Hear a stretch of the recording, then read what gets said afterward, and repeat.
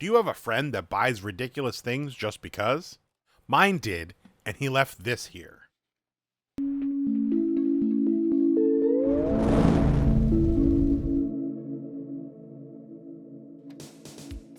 Here is King of Gatling, a belt-fed toy Gatling gun that fires soft-tipped plastic rounds. Allow me to demonstrate. Not only is this a toy Gatling gun, but it also transforms into a robot. But definitely not a Hasbro product. While my friend was transforming it, he ended up snapping off one of the front skirt pieces. This is where I came into the picture. He asked if I thought I had the ability to repair it. I'm always up for a challenge, and I've had it for at least a month now. Let's get this transformed into a robot to see what I'm working with. I have to say right off the bat, this thing is really well designed, especially for being a knockoff Transformer. The price tag on this is about $140, so get your wallet ready. This comes in 2 different colors, and there's also one that transforms into a sniper rifle called King of Sniper. Very on the nose. He may have also bought that one too. I have to say we're a little spoiled by Hasbro printing both sets of instructions to transform your robot. This manual only goes one way, and since he came out of the box in robot mode, I'm having to work backwards and deconstruct these directions. The amount of construction put into this is quite frankly impressive. He looks like a giant toddler sitting on my desk. He is so big, I couldn't use my second camera that is hanging overhead because he was hitting the lens. I also had to move this camera back to make sure he was in frame.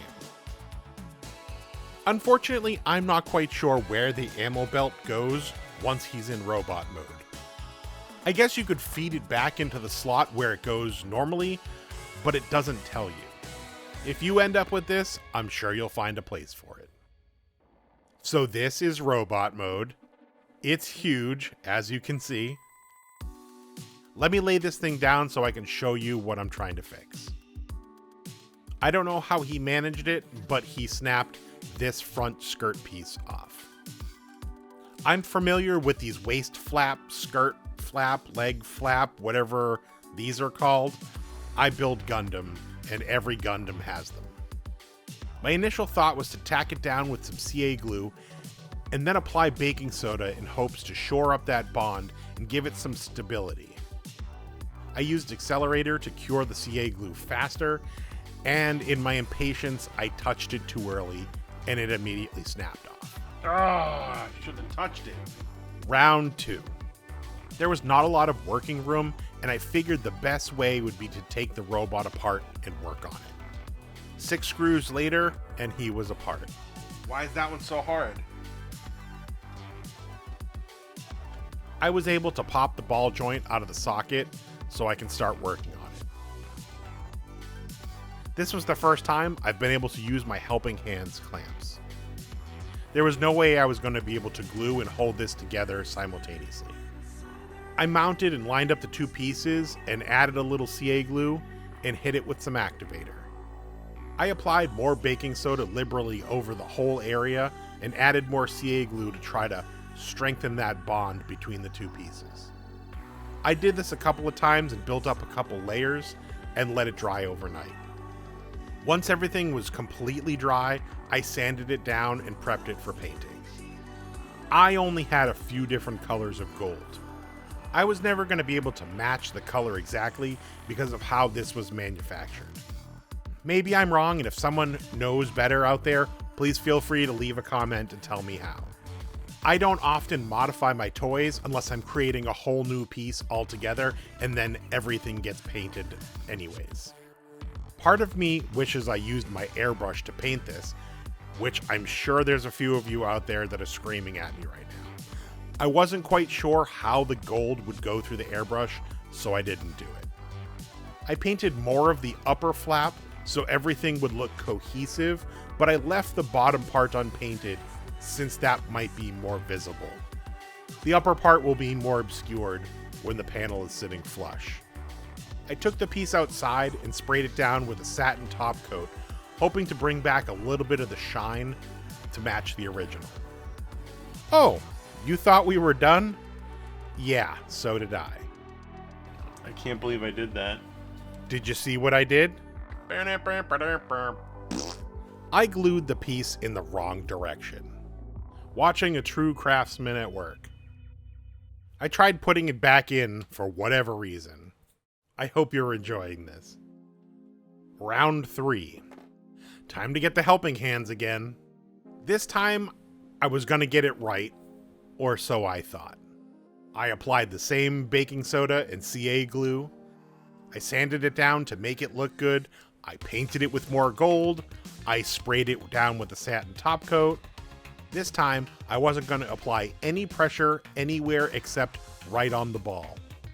And no! Back to the drawing board. Round 4. After a few days and some time to think, I figured some sort of armature wire would potentially do the trick. The idea here was to wrap the wire around the broken pieces and joining them together with some UV resin. I don't think I need to show you this because you know what happens. Round 5.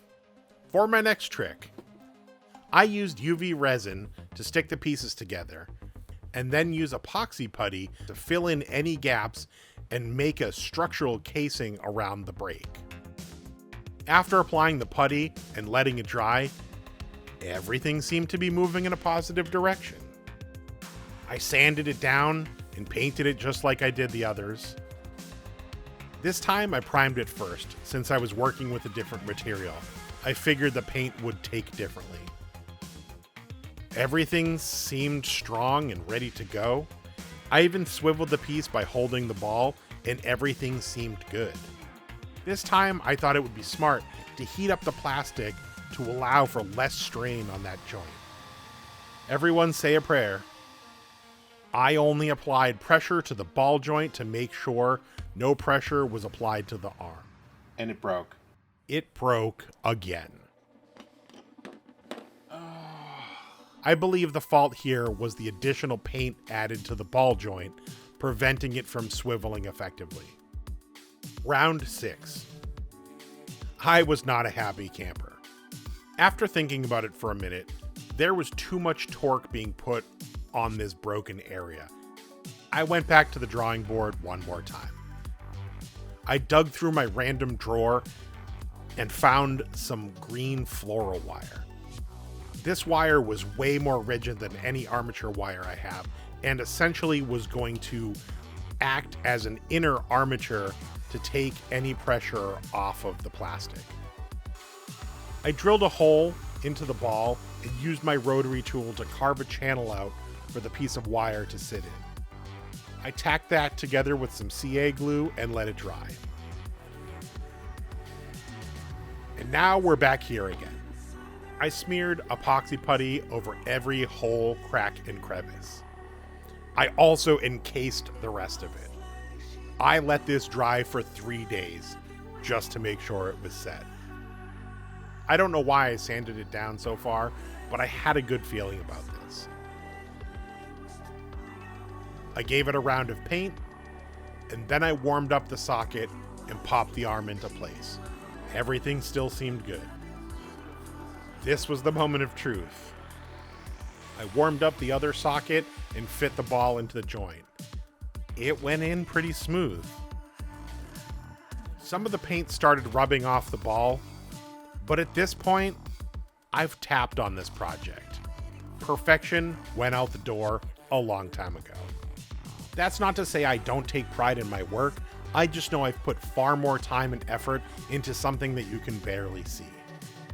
Quickly put it down before anything breaks. Now began the arduous journey of putting this thing back together. See, you can't even see it. Taking it apart was easy. Putting it back together was a whole nother story. I don't even know where to begin to explain the intricacies of what I had to do. Just know it took a lot of effort to get this back working correctly. Let's get this up on the turntable and take a look. This thing is an absolute beast. Like I said before, this thing is really well designed, especially for being a knockoff Transformer. I mean, I guess, is it a knockoff? It's just a transforming robot, whatever. And the amount of construction and detail that was put into this thing is very impressive. This is not for everyone, that's for sure. You seriously need a place for him. He is massive. So if this is your aesthetic and you have a big hole to fill on your shelf, you're going to have a big hole in your wallet at $140, but it's not too bad. He's been sitting around my house for about a month now, and he does look pretty cool. If my friend doesn't come and get him, I might just have to give him a permanent home. If you enjoyed this video, make sure you like and subscribe. Thank you for watching, and I'll catch you in the next one.